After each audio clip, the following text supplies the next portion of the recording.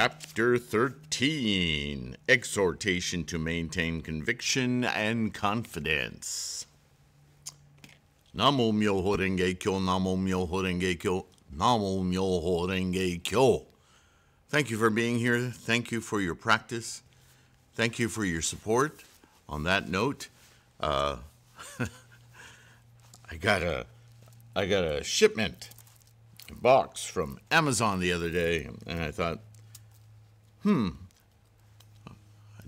don't remember ordering anything. But if you're anything like me, you're getting stuff from Amazon almost daily. It's ridiculous how we're trained into being consumers. But so I opened the box, and there's school supplies. I'm thinking, I didn't order this stuff. Is the address? Yeah, that's my address. What the heck? No note inside. And that's just something about Amazon. You can put notes on the shipment in online. I don't know if those show up on the receipt or not. To give the person you're sending something to a clue. I checked my previous orders. Yeah, I didn't order this in my sleep or whatever. And then the box, was it just one box or another box? I think it was a separate box. Anyway, it had candles in it. And I thought, oh, this is a clue.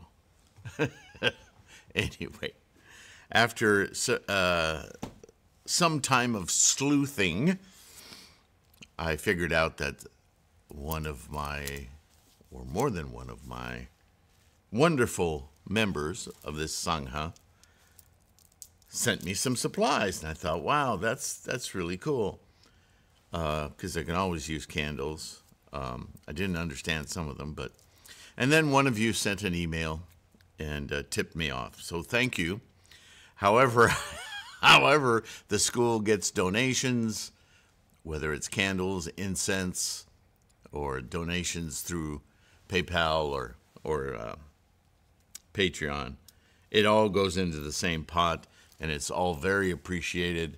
And immediately, as I did yesterday, and I always take these things to the altar and chant appreciation to Gohonzon for the Tathagata being in our lives, providing for us the tools with which we can propagate this amazing life, yeah? All right. Exhortation to maintain conviction and confidence. At that time, the Bodhisattva Mahasattva Medicine King, he's been awakened quite a lot in the last couple chapters. And the Bodhisattva Mahasattva Great Eloquence, with their retinue of 20,000 bodhisattvas, all in the presence of the Buddha, made this vow, saying, "Be pleased, world-honored one, to be without anxiety. After the extinction of the Buddha, we will keep, read, recite, and teach this sutra.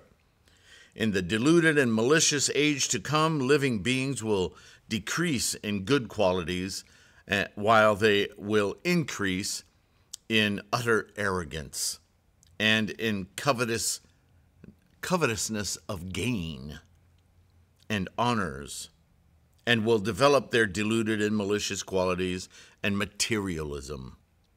Thus, it's funny, I started out with how well-trained we are as consumers. Woo! Did I hit that on the nose?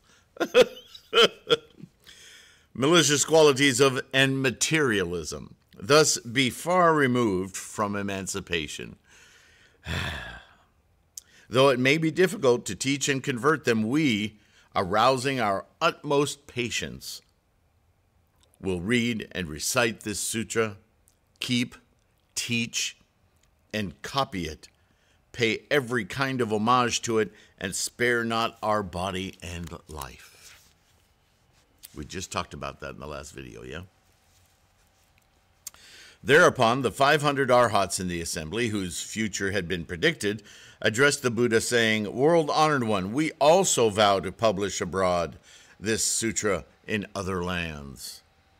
Again, the 8,000 arhats trained and training and trained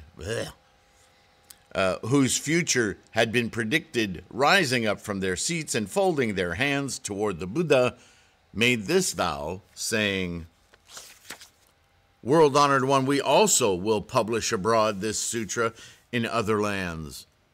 For what reason? Because in this Saha world, men abound in wickedness, cherish the utmost arrogance, and are of shallow virtue, defiled with hatreds, crooked with suspicions, and insincere in mind. Oh, yeah.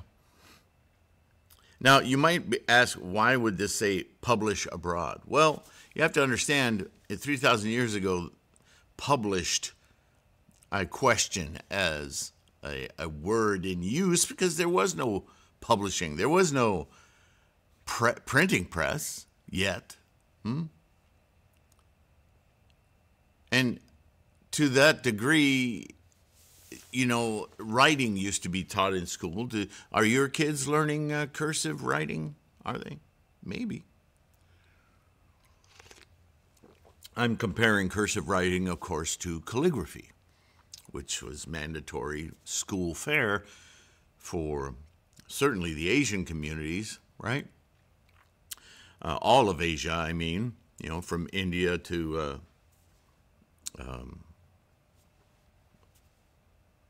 what's the furthest out? Japan? Anyway, East and West Asia, huge continent, yeah.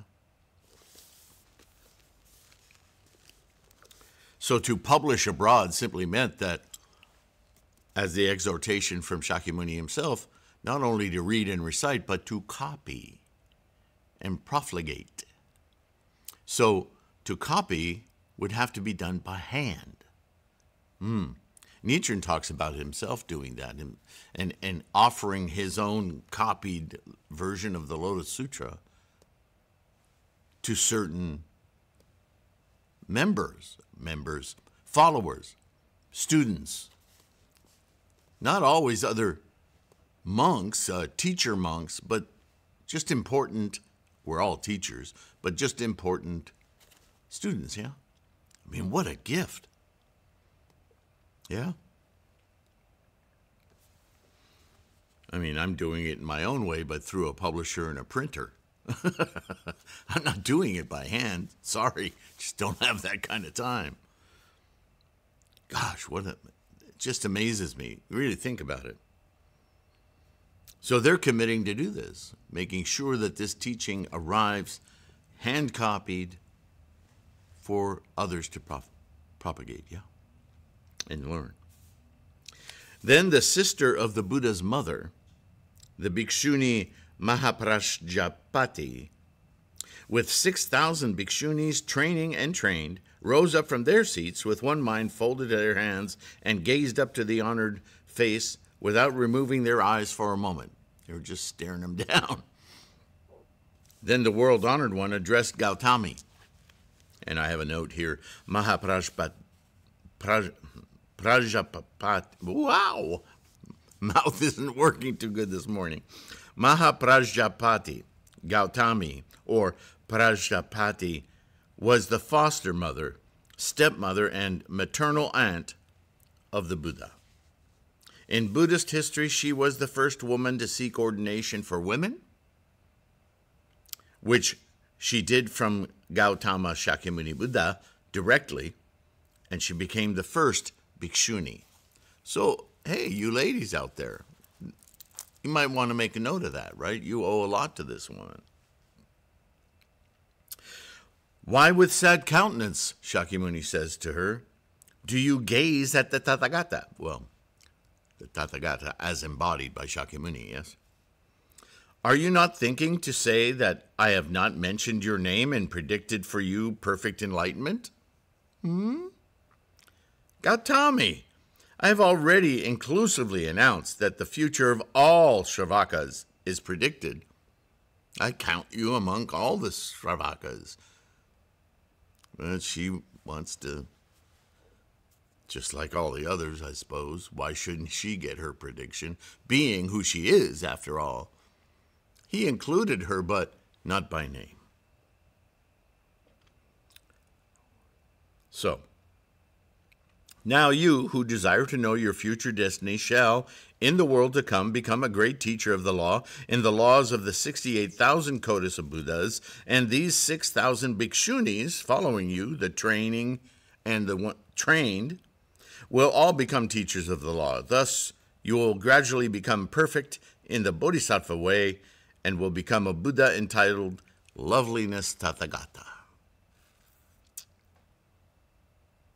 Worthy of praise, all-wise, perfectly enlightened in conduct, well-departed, understander of the world, peerless leader, controller, teacher of universal realms of influence and men, Buddha, world-honored one.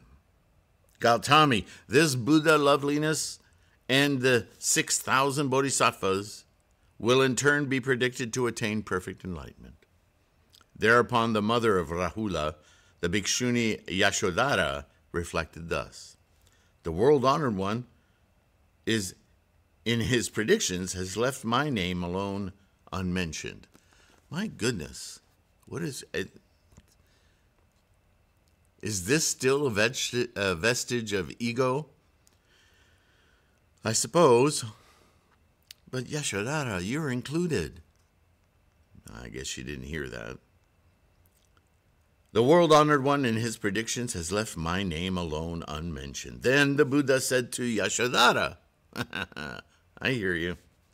You, in the laws of the 100,000 myriads of Kodas of Buddhas in the world to come, by your doing of bodhisattva deeds, shall become a great teacher of the law, gradually become perfect in the Buddha way, and in the domain good, become a Buddha entitled the perfect myriad rays of light, Tathagata, worthy of praise, all-wise, perfectly enlightened in conduct, well-departed, understander of the world, peerless leader, controller, teacher of the universal realms of influence and men.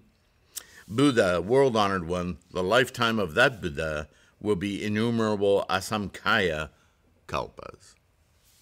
Then the Bhikshuni Mahaprajapati and the Bhikshuni Yashodhara, together with all their retinue, all rejoice greatly, having obtained such unprecedented felicity. And immediately before the Buddha spoke thus in verse: world-honored leader, comforter of the universal realms of influence and men, we, hearing your prediction, have perfect peace in our hearts. After uttering this verse, the Bhikshunis spoke to the Buddha, saying, world-honored one, we are all able to publish abroad this sutra in lands in other regions. Thereupon the world-honored one looked upon the 80 myriad of Kodas, of Nayutas, of Bodhisattva Mahasattvas, all of them. All these Bodhisattvas were of the stage Avaivartika, or non-retrogression, who rolled the never-retreating law wheel and had attained to the dharanis, the expedient words and phrases. Immediately they rose from their seats, went before the Buddha with one mind, folded their hands, and reflected thus. Remember, Buddhism's about the mind, so they reflected that, so this is what's going on in their minds, right? If the world-honored one commands us to keep and expound this sutra, we will proclaim abroad this law as the Buddha has taught it. Again, they reflected thus: the Buddha now is silent. We are not commanded. What shall we do? Oh my God, it's a good thing there's somebody there to put a fork in your mouth, otherwise you'd never frickin' eat. That's my frustration. He hasn't commanded us. Do you not have a mind of your own? Isn't that what this is all about? For crying out loud. Then these bodhisattvas, respectfully obeying the Buddha's will and themselves desiring to fulfill their original vow, before the Buddha raised a lion's roar and uttered a vow, saying, world-honored one, after the extinction of the Tathagata, we will navigate and travel through the worlds in all directions in order to lead all the living to copy this sutra, receive and keep, recite it, read it, expound its meaning, practice it as their law, and rightly keep it in mind, all by the Buddha's might. Be pleased, world-honored one, though in another quarter, to behold and guard us from afar. Well, I'm glad you picked up the chutzpah and spoke up. Of course. This is your turn. This is your opportunity to vow to do this.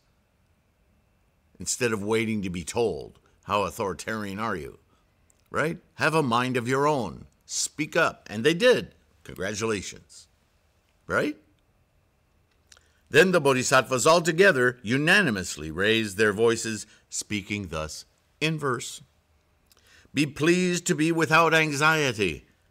After the Buddha's extinction in the last dreadful, deluded, and malicious and materialistic age, Mappo, we will proclaim abroad this sutra. Though in their arrogance many will curse and abuse us and beat us with swords and staves, try to shut us up, we will endure it all. Well, the Saha world is the world of endurance. Endurance because momentum, material, all of that, yeah? Leading to the Four Noble Truths. Bhikshus in that deluded and malicious age will be heretical, suspicious, warped, claiming to have attained what they have not, and with minds full of arrogance and attachments. Others in the Aranya will wear patched garments in seclusion, pretending that they walk the true path and scorning other people. Now, if you don't know what Aranya is, I do have an annotation here, a secluded place of retirement for Buddhist practice to concentrate on their Buddhist practice. Monks lived in a quiet place such as a forest with few distractions and far from human habitation to eliminate as much distraction as possible. Now, those of you who've studied anything about old Japanese Bushido code or the samurai will recognize this as satori in the Japanese culture, right? Going off to live out one's days with nature and attain some samadhi of enlightenment, yes? But this is that false nirvana we were talking about earlier. Greedily attached to gain, they will teach the law to laymen and be revered by the world as arhats of the six transcendent powers. But remember, arhats. Another statement of realizing that these teachings of the three lesser vehicles were incomplete and not equal to the Lotus Bodhisattva practice, right? These men, cherishing deluded and arrogant minds, ever thinking of earthly things, assuming the name of Aranyas, will love to calumniate us. There's another one, calumniate. And I do have a note here. Calumniate means to utter maliciously false statements, charges, or imputations about someone or something. Fake news. And more. Saying such things of us as all these bhikshus for love of gain teach heretical doctrine, while it's they themselves that are doing it. Isn't that comical? Most often, not always, but most often when people take pride in their pronouncements of denouncing others, vilifying others, are the very people who are guilty of those exact transgressions. We see this played out ad nauseum over time, yeah? Human beings. What are you going to do? They have themselves composed this heretical doctrine as a sutra to delude the people of the world for the sake of acquiring fame. They make a specialty of this sutra. Always in the assemblies, in order to ruin us, to kings and ministers, to Brahmins and citizens, and to the other groups of bhikshus, they will slanderously speak disparagingly and falsehoods of us, saying, these men are of false views who proclaim heretical doctrines, but we, from reverence to the Buddha, will endure all of these malicious and erroneous accusations by these contemptuously addressed as all you Buddhas. Even such scorn and arrogance we will patiently endure. In the deluded and malicious age of the corrupt kalpa, abounding in fear and dread, delusions and malicious ideas, will take possession of them to curse, abuse, and insult us. But we, revering and accepting in the Buddha, will wear the armor of perseverance. For the sake of teaching this sutra, we will endure all these hard things. We will not love body and life, but only care for the supreme way. And again, I have an annotation. We read this common refrain about the body and life. It is important to know that this is a comparative assertion of the value of physical material world against the priori principle of the engine of life and the experience of it, Buddhahood and its teachings in the Lotus Sutra. Going on, we will throughout all ages to come guard what the Buddha bequeaths.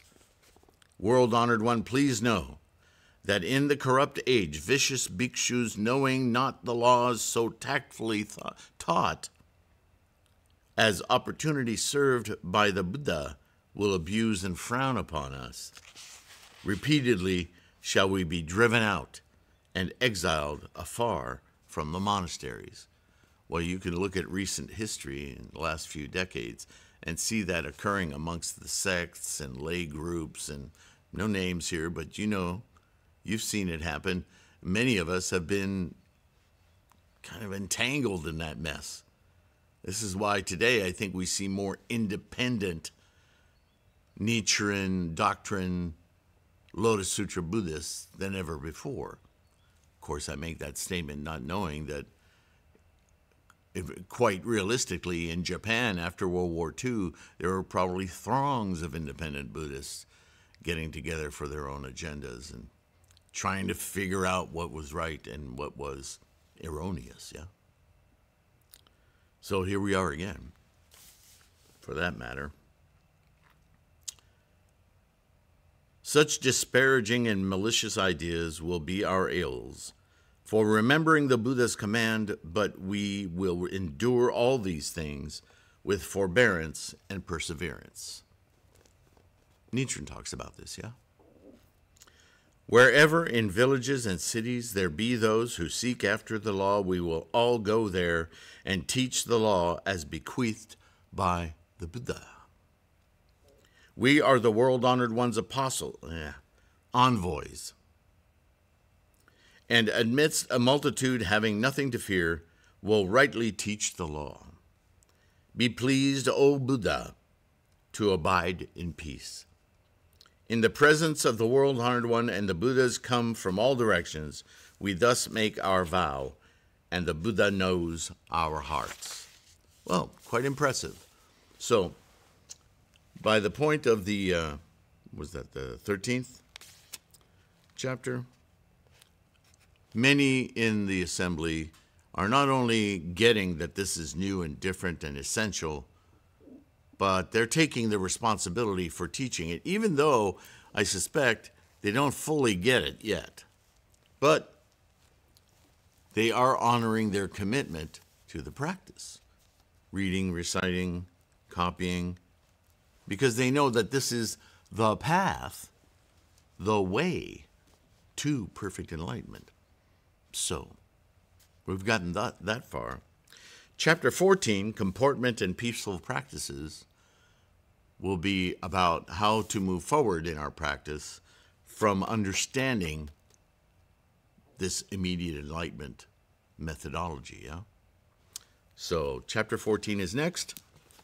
In the meantime, take care of your health.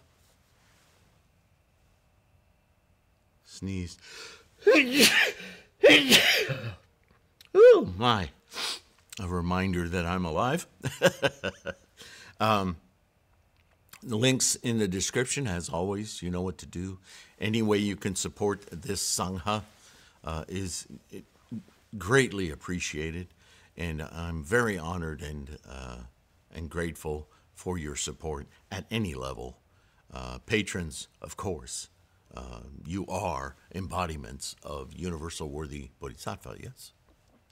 So, again, as I say, take care of your health, keep your practice strong, treat everyone you meet as potential Buddha, right? Because we all have it innate in our very being. Even if that means you sit, I have a lovely little pond. It's not really a lake, a small lake behind our property. And sometimes I just sit there and watch the osprey hawks fly around, the herons and egrets that visit the lake. Canadian geese, of all things. I get to correspond with my Canadian buddies in the water, just watching nature. Same thing. It's all tathagatanas, yeah? I'm so appreciative of it. The sun's coming out today, but the weather's a little chilly. I'm going to try to get out and breathe some of this fresh air. Enjoy your life as you do your practice. So, again, with that, take care of your health, take care of your friends, and I will see you in the next one. All right? Good. Bye for now.